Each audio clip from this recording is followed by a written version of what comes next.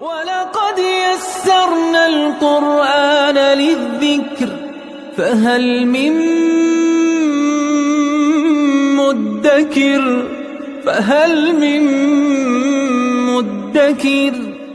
اعوذ باللہ من الشیطان الرجیم بسم اللہ الرحمن الرحیم الحمد للہ رب العالمین وصلی اللہ علی سیدنا و نبینا بالقاسم المصطفى محمد وعلى آلہ الطیبین الطاہرین المعصومین اما بعد اعوذ باللہ من الشیطان الرجیم ولا تہنوا فی ابتغاء القوم ان تكونوا تعلمون فإنهم يعلمون كما تعلمون وترجون من الله ما لا يرجون وكان الله عليما حكيما صدق الله العلي العظيم۔ پروردگار عالم نے سورہ نساء کی آیت نمبر 104 میں مومنین کو اس بات کی طرف متوجہ کیا ہے کہ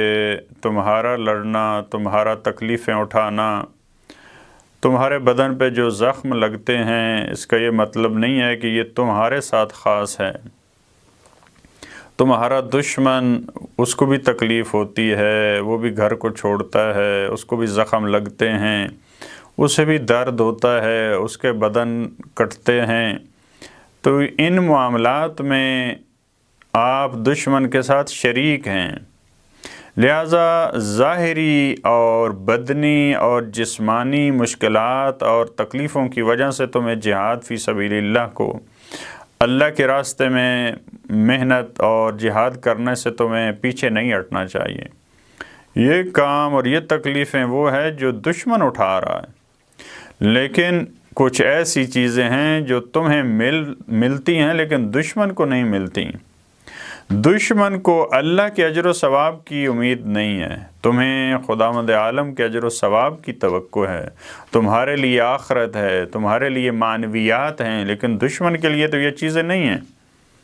لہٰذا ان تکلیفوں کو دیکھتے ہوئے تمہیں نہیں ڈرنا چاہیے، تمہیں میدان نہیں چھوڑنا چاہیے۔ جیسا کہ آپ نے دیکھا تاریخ میں بعض دفعہ دشمن وہ ڈٹ کے لڑ رہے ہوتے تھے، لیکن جو مسلم ہوتے تھے، جن کا جنت و جہنم پہ عقیدہ ہے، جن کا خدا پہ عقیدہ ہے، جن کا رضوان خدا پہ عقیدہ ہے، وہ میدان کو چھوڑ جاتے تھے، وہ لیڈر کا ساتھ نہیں دے رہے ہوتے تھے بعض دفعہ۔ تو ایسے افراد کو قرآن کریم نے متوجہ کیا ہے، فرمایا وَلَا تَهِنُوا فِي ابْتِغَاءِ الْقَوْمِ، قوم کی طلب میں آپ سستی سے کام نہ لیں۔ تہنو، بعض قرآن کی دوسری آیات میں بھی یہ لفظ آیا ہے، واہن، سستی اور ضعف اور کمزوری۔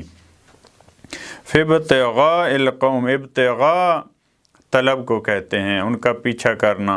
قوم یہاں پہ ظاہر سی بات ہے دشمن، وہ کفار و مشرکین ہیں جو تمہارا مد مقابل ہے۔ ان کی طلب میں جب آپ ان کا پیچھا کرتے ہیں، جب ان کا تعاقب کر رہے ہیں، تو اس میں تمہیں سستی نہیں دکھانی چاہیے، تمہیں ضعف اور کمزوری کا مظاہرہ نہیں کرنا چاہیے۔ ان تکونوا تعلمون فإنهم يعلمون كما تعلمون، فرمایا اگر تمہیں درد ہوتا ہے، تعلمون، علم، الف لام اور میم، علم، علم سے ہے، درد کے معنی میں، عین سے نہیں ہے، الف سے۔ اگر تمہیں درد ہوتا ہے، اگر تمہیں تکلیف ہوتی ہے، فَإِنَّهُمْ يَعْلَمُونَ، تو ان کو بھی درد ہوتا ہے، ان کو بھی رنج و علم پہنچتا ہے، کما تعلمون، جیسا کہ تمہیں درد ہوتا ہے، جیسے تمہیں تکلیف پہنچتی ہے۔ بعض دوسری آیات میں کرح کی تعبیر ہے، اگر انہیں زخم لگتا ہے تو تمہیں بھی زخم لگتا ہے، تو اس معاملے میں تو برابر ہیں، آپ بھی زخمی ہوتے ہیں، وہ بھی زخمی ہوتے ہیں، تمہیں درد ہوتا ہے، ان کو بھی درد ہوتا ہے۔ یہ تو نہیں ہے کہ مومن کا بدن کٹتا ہے تو اس کو درد نہیں ہوتا۔ ہاں، بعض دفعہ وہ یاد خدا میں اتنا غرق ہوتا ہے کہ اس کو اس تکلیف کا احساس نہیں ہوتا، وہ متوجہ نہیں ہو رہا ہوتا، یا اس کو کم سمجھتا ہے پروردگار عالم کے محضر کو محسوس کرتے ہوئے۔ لیکن جب بدن کٹتا ہے انسان کا تو تکلیف ہوتی ہے، وہ بھی انسان ہے، تم بھی انسان ہو، انہیں بھی درد ہوتا ہے، تمہیں بھی۔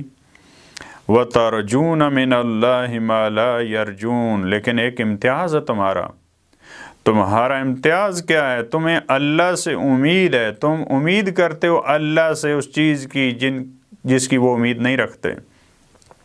تمہارا اللہ پہ عقیدہ ہے، تمہارا کامیابی کہ اللہ ہماری نصرت کرے گا، اللہ ہمیں فتح اور ظفر دے گا، یہ دشمن کا یہ عقیدہ نہیں ہے۔ دشمن تو خدا کو مانتا نہیں ہے، وہ تو خدا کی نصرت پہ اس کا ایمان اور یقین نہیں ہے،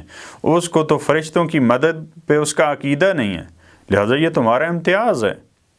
وَكَانَ اللَّهُ عَلِيمًا حَكِيمًا، اور اللہ علیم بھی ہے اور حکیم بھی ہے، اس نے اپنے علم اور مصلحت کی بنا پہ تمہیں یہ احکامات تم پر واجب کیے ہیں، اور وہ حکیم بھی ہے، یعنی پروردگار عالم نے جو حکم بیان کیا ہے، جو یہ احکامات ظاہری طور پہ مجھے لگ رہا ہو یا آپ لوگوں کو لگ رہا ہو کہ یہ تو مشکل ہیں، انسان کو جب زخم لگتے ہیں، انسان کو جب درد ہوتا ہے تو کیسے انسان آگے بڑھے،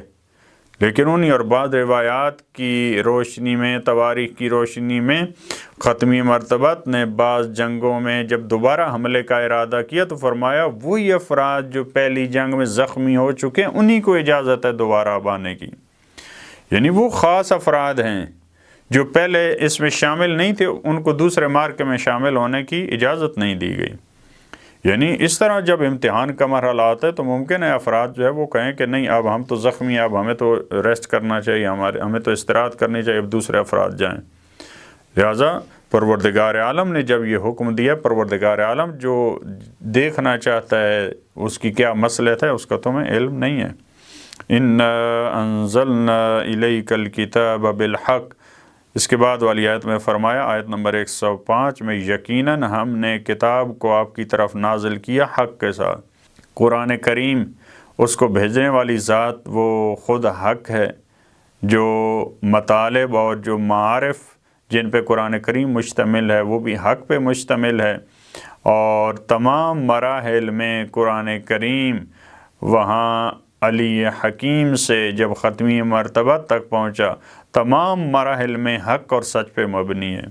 کہیں پہ ذرہ برابر اس میں باطل کا عمل دخل نہیں ہے، لہذا فرمایا لا یاتیہ الباطل من بین یدیہ ولا من خلفہ،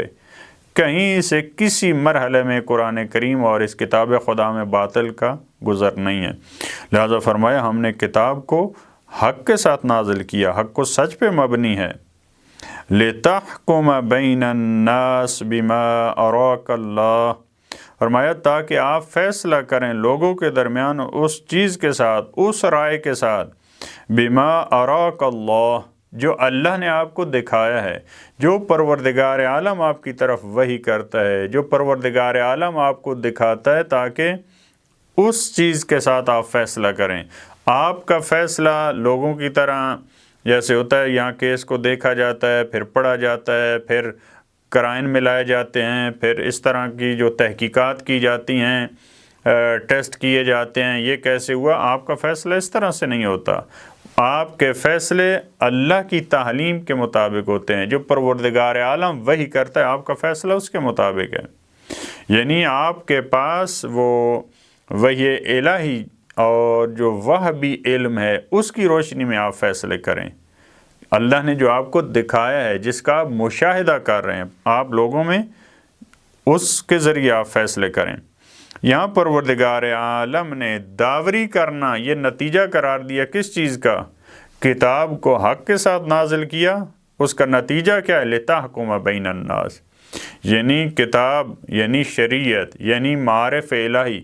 ان کو بھیجا جاتا ہے تاکہ لوگوں میں جو اختلافات ہیں، لوگوں کی جو مشکلات ہیں، ان کو حل کیا جا سکے۔ وَلَا تَكُن لِّلْخَائِنِينَ خَصِيمًا، اور فرمایا آپ جو خائن ہیں ان کے لیے لفظ خائنین، یعنی جو اپنی خیانت میں استمرار رکھتے ہیں، جو جن کا کام ہی خیانت کرنا ہے، بعض دفعہ ہوتا ہے ایک مرتبہ غلطی سے کوئی شخص خیانت کرتا ہے پھر وہ توبہ کرتا ہے، وہ افراد مراد نہیں ہیں، خائنین جن کا کام خیانت کرنا ہے، جو خیانت کے ماہر ہیں۔ فرمایا وَلَا تَكُن لِّلْخَائِنِينَ خَصِيمًا، آپ ان کے مدافع نہ بنیں، خصیم ان کا جو دفاع کرتا ہے انسان، مدعی جو دعویٰ کرتا ہے اس کا جو انسان دفاع کرے، مثال کے طور پہ ایک خائن شخص ہے، خیانت کار ہے، وہ کہے کہ میں نے ہے خیانت کار حقیقت میں، لیکن وہ کہتا ہے کہ میں نے خیانت نہیں کی،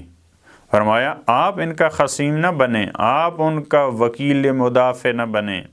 آپ ان کا دفاع نہ کریں۔ البتہ ممکن ہے کسی کے ذہن میں یہ سوال ہے کہ ختمی مرتبت تو معصوم ہیں، معصوم ہے ختمی مرتبت، وہاں پہ امکان نہیں ہے کہ ختمی مرتبت جو ہے وہ ان کی طرفداری کریں، لیکن بہت سارے قرآن کریم کے مسائل جو ہیں اس میں ختمی مرتبت دوسری امت کی طرح خداوند عالم کے سامنے مکلف ہیں۔ پروردگار عالم ان کے عصمت اور ان کے معصوم ہونے کی وجہ سے ایسا نہیں ہے کہ پروردگار عالم ان کو کوئی حکم نہیں دیتا، وہ معصوم ہیں، اس کے باوجود انہیں بھی حکم ہوتا ہے آپ فلاں شخص کی اطاعت نہ کریں، آپ فلاں شخص جو ہے ان کی بات نہ سنیں، آپ جو ہے ان کا دفاع نہ کریں، آپ ان کی طرفداری نہ کریں، اس کے باوجود آپ یہ کام کریں، آپ یہ ختمی مرتبت کو ڈائریکٹ پروردگار عالم مخاطب قرار دیتے ہیں۔ البتہ بہت سارے مقامات پہ ختمی مرتبت کو سامنے مخاطب قرار دے کر حقیقت میں امت کو سمجھانا ہوتا ہے، اور یہ ہمارے لیے ختمی مرتبت تو کبھی اس طرح سے نہیں ہے، لیکن یہ ہمارے لیے پیغام ہے کہ آپ خائنین کے لیے خصیم نہ بنیں۔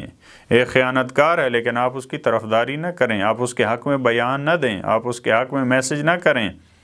آپ اپنا بیانیہ نہ دیں اس کے حق میں۔ لہٰذا ہمیں اس چیز پہ عمل کرنا ہے۔ پروردگار عالم ہمیں توفیق دے قرآن کریم کے یہ جو احکامات خصوصی طور پہ سورہ نساء کے جو دشمن کے مقابلے میں اور پروردگار عالم کے دین کے مقابل میں جو طاقتیں ہر وقت میں آتی ہیں ان کے مقابل میں جانے کے لیے ان کا کس طرح سے مقابلہ کرنا ہے، پروردگار عالم نے جو احکامات دیے ہیں ان پہ آج امت مسلمہ اور ہم خصوصی انداز میں خصوصی طور پہ عمل کر سکیں۔ اللہم صلی علی محمد و آل محمد۔